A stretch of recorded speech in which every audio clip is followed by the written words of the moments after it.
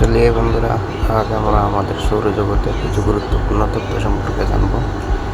আমরা আজ এই সৌরজগতে বসবাস করছি, তো চলিয়ে শুরু। এবং এই যে একটু নীল একটু সাদা টাইপের যে ছোট্ট বলটা দেখছেন, এই যে ঘুরছে যাচ্ছে, এই যে দেখেন, এইটা হচ্ছে আমাদের পৃথিবী। এই বেচারা এই সূর্যটার চারপাশে ঘুরছে এবং একবার চক্কর দিতে প্রায় 1 বছর সময় প্রয়োজন। এবং এই ঘুরতে গিয়ে তার নিজস্ব পজিশনের কারণে আমরা মূলত এক এক সময় শীতকাল, কোথাও আবার গ্রীষ্মকাল, এই ধরনের ঋতুর পরিবর্তন গুলো দেখি। এবং এই যে যুদ্ধ, মারামারি, রাজনীতি, অর্থনীতি, প্রেম, ভালোবাসা, যা কিছু হচ্ছে সবকিছু ঘটছে এই ছোট্ট বলটার ভিতরে, এই পৃথিবীটার ভিতরে। ধরেন প্রায় 7টা মহাদেশ, 5টা মহাসাগর। আমি আছি জার্মানিতে, আপনারা আছেন প্রায় 8000 কিলোমিটার দূরে একেবারে বাংলাদেশে। তারপর ওইদিকে অস্ট্রেলিয়া, এইদিকে আবার কানাডা, আমেরিকা, ওইদিকে প্রশান্ত মহাসাগর, আটলান্টিক মহাসাগর, আফ্রিকা, কত মরুভূমি, সবকিছু মিলিয়ে যা কিছু আছে হচ্ছে, সবকিছু আছে হচ্ছে যে এই ছোট্ট বলটার ভিতরে। এবং এই ছোট্ট বলটা মানে আমাদের এই পৃথিবীটার আয়তন প্রায় 51 কোটি বর্গ কিলোমিটার। এই 51 কোটি বর্গ কিলোমিটার পৃথিবী, প্রায় গুণে গুণে 13 লক্ষ পৃথিবী আপনি এই সূর্যটার ভিতরে ঢুকাই দিতে পারবেন। এত বড় হচ্ছে এই সূর্যটা।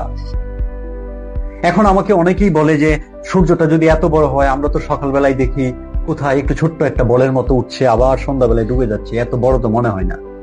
মনে হয় না, কারণ হচ্ছে এই সূর্যটা আপনার কাছ থেকে 15 কোটি কিলোমিটার দূরে আছে। আপনারা যারা বিমানে ভ্রমণ করেন, হাই অ্যালটিটিউড, ধরেন 33,000 ফিট বা আরো বেশি, 10 থেকে 12 কিলোমিটার উপর দিয়ে যখন বিমানটা যায়, জানালা দিয়ে নিচে তাকাবেন, মানুষগুলো দেখবেন যে ছোট ছোট পিঁপড়ার মতো মনে হয় চলছে, যেন কোন একটা শহরের দিকে তাকাইলে মনে হয় কতগুলা পিঁপড়া একসাথে জড়ো হয়ে আছে, মাত্র 10 থেকে 12 কিলোমিটার উপরে। আর এই সূর্যটা আপনার কাছ থেকে, আমার কাছ থেকে 15 কোটি কিলোমিটার দূরে। এবং এটার উপরে তাপমাত্রা হচ্ছে প্রায় 6000 ডিগ্রি সেলসিয়াস, এবং এটার ভিতরের তাপমাত্রা হচ্ছে 1.5 কোটি ডিগ্রি সেলসিয়াস। অর্থাৎ এই সূর্যটা 1.5 কোটি ডিগ্রি তাপমাত্রায় তার নিজের ভিতরটা জ্বলছে এবং পুড়ছে। এবং এই পুরার ফলে যে আলো তৈরি হয়, যে তাপমাত্রা, সেইটা আমরা পৃথিবীতে পাই, যেটা আমাদের শক্তির উৎস। এই সূর্যটাকে কেন্দ্র করে এই মূলত আপনার মার্কুরি, ভেনাস, আর্থ, মার্স, জুপিটার, স্যাটার্ন, এই যে প্রায় 8টা গ্রহ আমাদের, এগুলো সব ঘুরছে। এবং এই যে ঘুরছে নির্দিষ্ট দূরত্বে, এইটাকেই আমরা বলছি সূর্য সহ সবকিছুকে আমাদের সৌরজগৎ বা সূর্যের জগৎ। এই সূর্যটা আবার অবস্থান করছে মিল্কি ওয়ে গ্যালাক্সিতে। এইটা হচ্ছে যে মিল্কি ওয়ে গ্যালাক্সি। গ্যালাক্সি মানে হচ্ছে যেখানে অনেকগুলো নক্ষত্র, সূর্য কিন্তু একটা নক্ষত্র, এইরকম ধরেন একটা নক্ষত্র যার পাশে আরো বিভিন্ন কিছু ঘুরছে, সবকিছু যেখানে একসাথে অনেকগুলো পুঞ্জাকারে ঘুরে, এটাই হচ্ছে গ্যালাক্সি। এবং এইটা হচ্ছে যে আমাদের মিল্কি ওয়ে গ্যালাক্সি, যেখানে প্রায় বলা হয় যে 100 বিলিয়ন থেকে প্রায় 400 বিলিয়ন পর্যন্ত সূর্যের মতো এরকম নক্ষত্র আছে, এবং এগুলো চক্রাকারে ঘুরছে। 1 বিলিয়ন মানে হচ্ছে 100 কোটি, তার মানে 100 বিলিয়ন মানে 10,000 কোটি, এবং 400 বিলিয়ন মানে 40,000 কোটি। অর্থাৎ এই মিল্কি ওয়ে গ্যালাক্সিটার ভিতরে সূর্যের মতো, যে সূর্যটা পৃথিবীর তুলনায় প্রায় 13 লক্ষ গুণ বড়, এইরকম প্রায় 10,000 থেকে 40,000 কোটি নক্ষত্র থাকতে পারে আমাদের এই মিল্কি ওয়ে গ্যালাক্সিটার ভিতরে। এবং এই মিল্কি ওয়ে গ্যালাক্সিটা এত বড়, এর এক মাথা থেকে আরেক মাথায় আলোর গতিতে যাইতে প্রায় 1 লক্ষ বছর প্রয়োজন। অর্থাৎ সহজে বলছি, ধরুন আপনার বাড়িতে যদি একটা টর্চ লাইট থাকে, আপনি রাতের বেলায় একটা গাছের দিকে ধরেন লাইটটা ধরলেন, বা রাস্তার দিকে, আপনার লাইট থেকে, টর্চ থেকে যে লাইটটা বের হয়ে যায়, এর গতি হচ্ছে সেকেন্ডে 3 লক্ষ কিলোমিটার। ধরেন আমাদের ওই যে চাঁদটা পৃথিবীতে যেটা রাতে দেখে, এইটা হচ্ছে যে প্রায় 3 লক্ষ কিলোমিটার দূরে আছে। ধরেন আপনি যদি একটা পাওয়ারফুল লাইট এটার দিকে তাক করে সুইচ টিপেন, 1 সেকেন্ডে এই লাইটটা চলে যাবে ওই চাঁদে। এত দ্রুত যায় হচ্ছে আলোর গতি। এই আলোর গতিতে, এত স্পিডে এই মিল্কি ওয়ে গ্যালাক্সিটার এই মাথা থেকে ওই মাথায় যাইতে আপনার 1 লক্ষ বছর সময় প্রয়োজন। এত বড় হচ্ছে এই মিল্কি ওয়ে গ্যালাক্সিটা, যেখানে প্রায় 100 থেকে 400 বিলিয়ন নক্ষত্র আছে সূর্যের মতো। এইবার আপনাদেরকে আমি এমন একটা ডেঞ্জারাস কথা বলবো যেটা অবিশ্বাস্য। সেটা হলো, এই যে এতগুলো অসংখ্য নক্ষত্র নিয়ে আমাদের এই মিল্কি ওয়ে গ্যালাক্সি, এইখানে একটা নক্ষত্র আছে যেটার নাম হচ্ছে স্কুটি।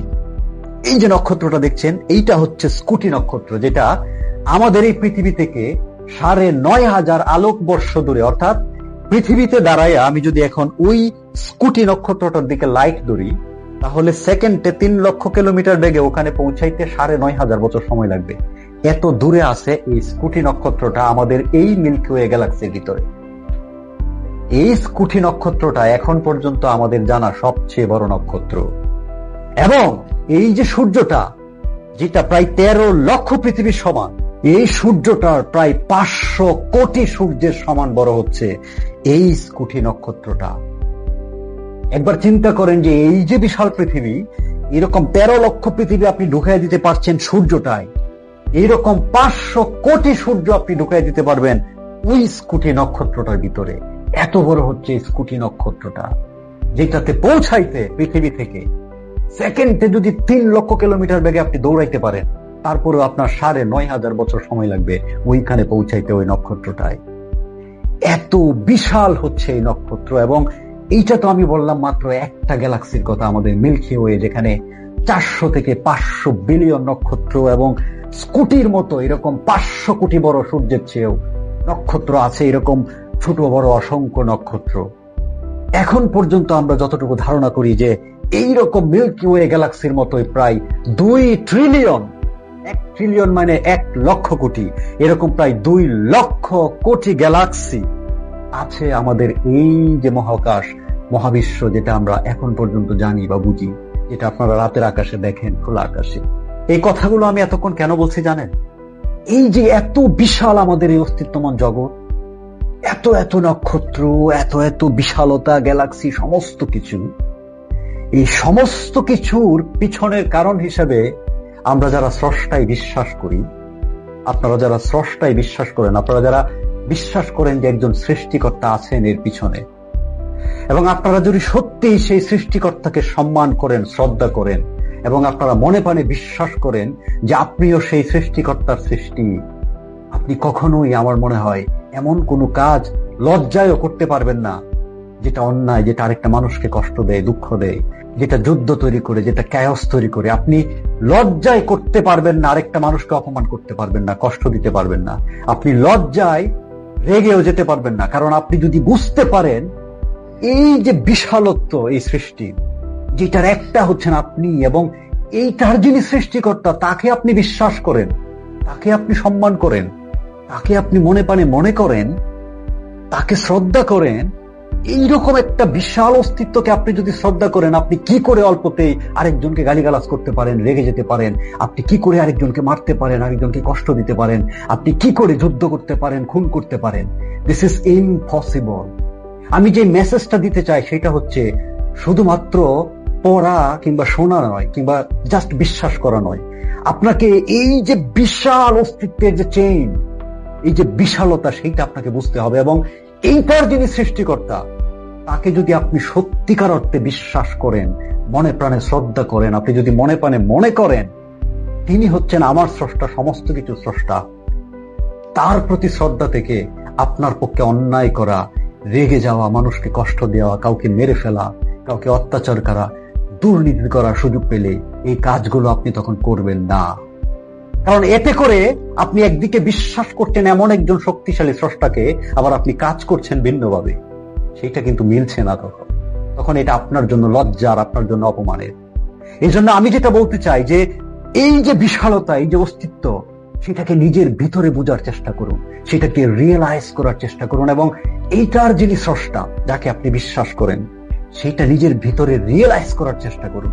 তখনই দেখবেন আপনি চুপ হয়ে যাবেন, আপনি শান্ত হয়ে যাবেন, এবং আপনি আরেকজনের ক্ষতি হোক কিংবা আপনি রেগে গিয়ে কাউকে মেরে ফেলা, যুদ্ধ করা, কারো ক্ষতি করা, মানে এক ধরনের বিশৃঙ্খলা তৈরি করা, আপনার মন তখন সেটা সাই দিবে না, বলবে যে দাঁড়াও, তুমি তো সেই সৃষ্টিকর্তায় বিশ্বাস করো যিনি এই মাপের হতে পারে। এই মেসেজটা আশা করি আপনার অন্তরে ধারণ করবে। ধন্যবাদ।